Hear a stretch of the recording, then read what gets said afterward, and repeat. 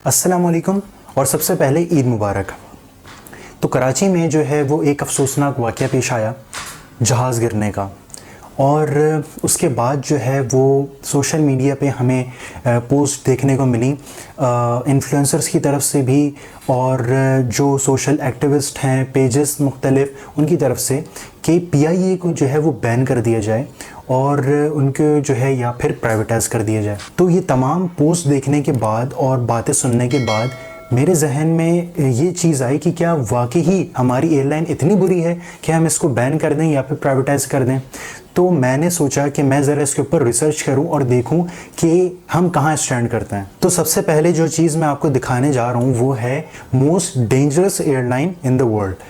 तो मैंने सोचा कि मैं ज़रा देखूं कि क्या टॉप 10 में हमारी PIA जो है वो आती है। अच्छा, अब मैं आपको ये लिस्ट दिखाने से पहले बता दूं कि इनकी जो रेटिंग है वो आउट ऑफ 7 स्टार्स जो है वो उनको दी जाती है, और इसमें जो फैक्टर्स मैटर करते हैं वो फर्टिलिटीज़, कितने हादसात हुए हैं, कितने लोग उसमें जान से गए, और इसके अलावा कितनी एयरलाइन को जो है वो ब्लैक लिस्ट किया हुआ है यूरोपीय यूनियंस ने और अमेरिकन कंट्रीज़ ने कि वो अपने ममालिक में उनको एयर स्पेस नहीं देते।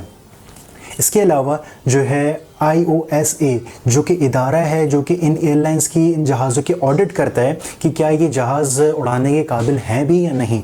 तो इन तमाम चीज़ों को जो है वो देखते हुए इनको रेट किया जाता है, और ये जितनी भी लिस्ट आप देख रहे हैं ये स्कोर कर रही हैं तकरीबन 2 स्टार्स आउट ऑफ 7। अब आप इसमें देख सकते हैं खुद ही कि इसमें पाकिस्तान इंटरनेशनल एयरलाइन का नाम मौजूद नहीं है, यानी कि हम मोस्ट डेंजरस एयरलाइन तो एटलीस्ट नहीं है। तो अब हम इससे एक स्टेप फर्दर चलते हैं और देखते हैं कि क्या कहीं हमारी एयरलाइन टॉप 5 डेडलिएस्ट एयरलाइन में तो रिलाई नहीं करती। अच्छा, जो लास्ट आपने लिस्ट देखी वो थी लास्ट 10 ईयर्स की, और ये लिस्ट है लास्ट 30 ईयर्स की, और इसमें भी आप देख सकते हैं कि PIA का नाम मौजूद नहीं है, यानी कि हम डेडलिएस्ट भी नहीं है। नाउ मुझे एक और चीज़ दिखी कि क्या हम कहीं वरिस्ट एयरलाइन तो नहीं, दुनिया की सबसे वरिस्ट एयरलाइन। जब मैंने ये ओपन किया तो फाइनली मुझे दिखा कि हम 3rd वर्ल्ड मोस्ट वरिस्ट एयरलाइन हैं, बट इन 2018। और अब हम कहाँ स्टैंड करते हैं? क्या हम मजीद बदतर हो गए, नंबर 1 पे चले गए, नंबर 2 पे, या फिर हमने बेहतरी की है? अच्छा, एक और चीज़ मैंने सोशल मीडिया पे ये भी देखा कि कुछ जो है लोग बोल रहे थे कि हमारे अब तक 17 जहाज़ क्रैश हो चुके हैं इस PIA के, इसलिए इसको बैन कर दिया जाए। तो अब मुझे वो तो कहीं पे भी सोर्स नहीं दिखे कि जहाँ पे 17 जहाज़ों का जिक्र हो। अलबत्ता जो मुझे एक वेबसाइट दिखी, मैंने सोचा कि मैं इसको ज़रूर शामिल करूँ, क्योंकि वो हमारे पड़ोसी मुल्क और दुश्मन मुल्क भारत की थी। जो आपका सबसे ज़्यादा बिगेस्ट एनिमी होता है ना, वो आपकी जो छोटी सी भी नेगेटिव चीज़ हो ना, उसको उछल के वो बता रहा होता है, उसका वावेला मचा रहा होता है। तो ये मैंने हिंदुस्तान टाइम्स की एयरलाइन से जो है वो डाटा लिया है, और इनके मुताबिक हमारे तकरीबन 8 जहाज़ क्रैश हुए हैं अब तक। 1965 में हमारा पहला जहाज़ हुआ था, और अब ये 2020 में जो रिसेंटली हमारे जहाज़ गिरा, ये हमारा 8वां जहाज़ था। नाउ अब तक जो हमने देखा उसमें ये चीज़ तो क्लियर हो गई है कि हम इतने ज़्यादा डेंजरस और इतने ज़्यादा डेडलिएस्ट नहीं है कि हम जो है वो अपनी एयरलाइन को बैन कर दें या फिर प्राइवेटाइज़ कर दें। अरशद मलिक साहब ने जो है, जो हमारे CEO हैं PIA के, उन्होंने जो है वो बोला कि हमने लास्ट ईयर जो है वो अपने सेफ्टी बैंड्स कह लें आप, सेफ्टी स्टार्स को जो है वो इम्प्रूव किया है पहले के निस्बत। तो मैंने सोचा कि अब मैं ज़रा, क्योंकि मेरे जहन में वो बात उनकी थी, मैंने सोचा मैं इसके ऊपर भी ज़रा रिसर्च करूं। तो मैंने जो है वो ये साइट ओपन की, और इस साइट पे जो है वो तमाम एयरलाइंस के रेटिंग मौजूद है, कौन सी एयरलाइन कितने स्टार्स रेट करती है। तो यहाँ पे जो PIA का है वो सेफ्टी रेटिंग आउट ऑफ 7 6 है, जो कि अरशद मलिक साहब ने जिस तरीके से कहा था कि हमने इम्प्रूवमेंट की है वो तो बज़ाहिर दिख रहा है।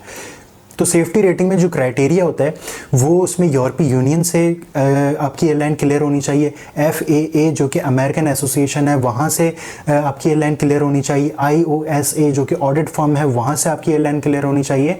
तो यहाँ से जो है वो तमाम जगहों से PIA क्लियर है। लेकिन जो हमारी फर्टिलिटी फ्री का अगर आप देखें कॉलम, वो वहाँ पे क्रॉस है। इसका मतलब ये है कि हमारे जहाज़ ये तमाम चीज़ें पूरी करने के बावजूद, स्टैंडर्ड पूरे करने के बावजूद जो है वो हमारे जहाज़ गिर जाते हैं। उसकी क्या वजह है? अच्छा, अब मैं अपनी बात करने से पहले ही जो है वो डिस्क्लेमर दे दूं कि जो है ये मेरी एक अपना अजम्पशन है और ये मेरा एक अपना ओपिनियन है, क्योंकि मेरा कोई ताल्लुक एयरलाइन या फिर एयर इंडस्ट्री से नहीं है, तो मैं इसको ये श्योरिटी के साथ नहीं कह सकता। लेकिन पॉसिबिलिटी है कि जिस तरीके से हमारे यहाँ जब ऑडिट का, हमारी कंपनीज़ में जब ऑडिट का जो है टाइम आ रहा होता है, तो हम लोग कंपनी में एक गहमा गहमी शुरू हो जाती है और बड़ी हलचल शुरू हो जाती है कि ऑडिट होने वाला है, और सब जो है वो फिर हेर फेर होती है, ऊपर नीचे चीज़ों को किया जाता है जिस तरीके से आप सब लोगों को पता है। तो मे बी ये चीज़ भी पॉसिबल है कि जब ऑडिट का टाइम आ रहा हो तो इन तमाम स्टैंडर्ड को पूरा रखने के लिए जो है उस वक्त, उस ख़ास वक्त में जो है चीज़ों को बेहतर कर लिया जाता हो, और फिर उसके बाद वही जिस तरीके से होता है।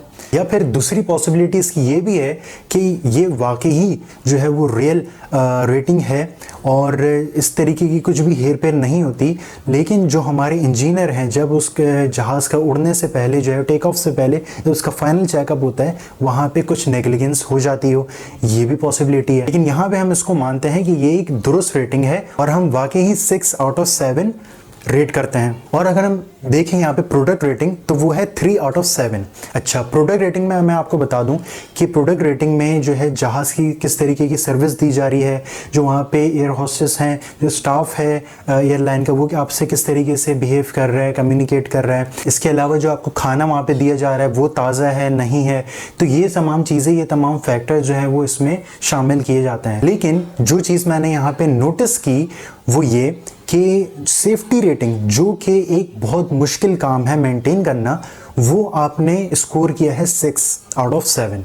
लेकिन अगर हम देखें सफाई सुथराई और इस तरीके की मेंटेनेंस, किस तरीके से कम्युनिकेट करना है, ये रिलेटिवली इजी है उससे, लेकिन हम वहाँ पे स्कोर कर रहे हैं 3। तो इसी तरीके से हो सकता है कि ऑडिट के वक्त भी कुछ इस तरीके की हेर फेर की जाती हो। अच्छा, अब आ जाते हैं इसके सेकंड पार्ट के ऊपर। आई डोंट नो कि मैंने इसका पहले जिक्र किया है या नहीं, लेकिन वो ये कि तो ये भी पोस्ट जो है वो देखने को मिली कि जहाज़ जो है वो पुराना था और वो अपना लाइफ स्पैन पूरा कर चुका था, इस वजह से जो है वो गिर गया। तो ये बात सच है कि ये जहाज़ जो है वो पुराना था और ये जहाज़ पहले ओन करती थी चाइना ईस्टर्न एयरलाइन। ये उनकी प्रॉपर्टी था 2004 से 2014 तक, और फिर इस जहाज़ को PIA ने अपने एसेट का हिस्सा बनाया। तो ये जहाज़ 2004 से 2020 तक अपने 16 साल मुकम्मल कर चुका है। लेकिन ये बात जानने वाली है कि जो लाइफ स्पैन होता है जहाज़ों का वो तकरीबन 25 साल होता है, 25 से 30 साल। जो ये जहाज़ था A320, इसकी लाइफ स्पैन तकरीबन 25 साल होती है और ये अभी तकरीबन 9 साल अपने पूरे करने इसके बाकी थे। तो हम ये एलिगेशन तो नहीं लगा सकते कि ये जहाज़ पुराना था इसलिए गिर गया। अच्छा, अब आ जाते हैं इसके फर्स्ट पार्ट के ऊपर। तो जो लोग ये कह रहे थे कि जो है वो इस एयरलाइन को बैन कर दिया जाए या फिर प्राइवेटाइज कर दिया जाए, तो हम अगर उसको एज्यूम कर लें कि सेफ्टी रेटिंग जो है वो दुरुस्त है, तो बैन कर देना या प्राइवेटाइज कर देना इज़ नॉट अ सॉल्यूशन। वो इस वजह से, मैं आपको एग्जांपल दे के समझा सकता हूँ कि हमने के इलेक्ट्रिक को भी प्राइवेटाइज किया, सेमी प्राइवेट है, ठीक है। आप देखें कि क्या अब भी लोड शेडिंग नहीं होती। आज ही ईद का दिन है, सेकंड डे है, दिन में मेरे घर पे लाइट नहीं थी। आप ये देखें कि अब भी फीडर स्ट्रिप नहीं होते, अक्सर जो है वो 6-6, 7-7 घंटे की लाइट चली जाती है। प्लस जब बारिश हो, एक बूंद भी टपके हमारी लाइट चली जाती है। इसके अलावा तेज़ बारिश में जो तारे गिरती हैं उससे कितने लोग जाँ बहक या शहीद हो जाते हैं। तो यकीनन के इलेक्ट्रिक को प्राइवेटाइज करके परफॉर्मेंस में बेहतरी आई, लेकिन हादसात को और दीगर फ्लॉस को जो है वो बिल्कुल एलिमिनेट नहीं किया जा सका। तो अगर हम PIA को प्राइवेटाइज कर भी दें तो इस चीज़ की क्या गारंटी है कि कल को जहाज़ नहीं गिरेगा। नाउ अब मैं ये कहना चाहता हूँ कि जैसे कि अरशद मलिक साहब CEO PIA, उन्होंने जिस तरीके से प्रेस कॉन्फ्रेंस की और तमाम सवालों के जवाब दिया, मैंने इससे पहले ये चीज़ नहीं देखी।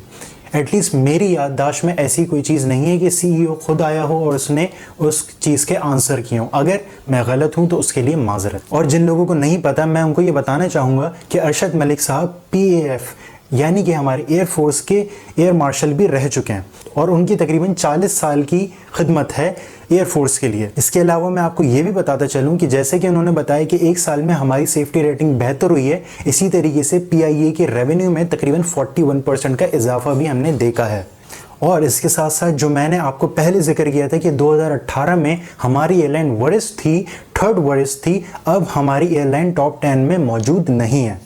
तो ये सब चीज़ें इंडिकेट करती हैं कि हमारी PIA बेहतरी की तरफ गामजन है। जो लोग उस वाक़े में शहीद हुए और जो उनके वर्सा हैं, यकीनन हम उनका दुख तो नहीं समझ सकते, लेकिन मैं एक बात कह रहा हूँ फैक्ट्स एंड फिगर्स पे, ना कि जज्बात पे। और मैं ये उम्मीद रखता हूँ कि जैसे कि अरशद मलिक साहब ने वादा किया है कि वो उसकी इन्वेस्टिगेशन करेंगे और उसके रिजल्ट को सामने लाया जाएगा, तो मैं ये उम्मीद रखता हूँ कि इसी तरीके से होगा ना। लास्ट में मैं ये कहना चाहता हूँ कि जितने भी इन्फ्लुएंसर्स हैं और सोशल एक्टिविस्ट हैं, वो कुछ भी अपना ओपिनियन देने से पहले रिसर्च कर लिया करें कि क्या वो कहने जा रहे हैं, क्योंकि उनकी कही हुई बात hundred of thousands of people की जो है वो ओपिनियन बन जाता है। मैंने ये अपना ओपिनियन तमाम फैक्ट्स एंड फिगर्स को देखते हुए उसके बाद आपके सामने पेश किया है।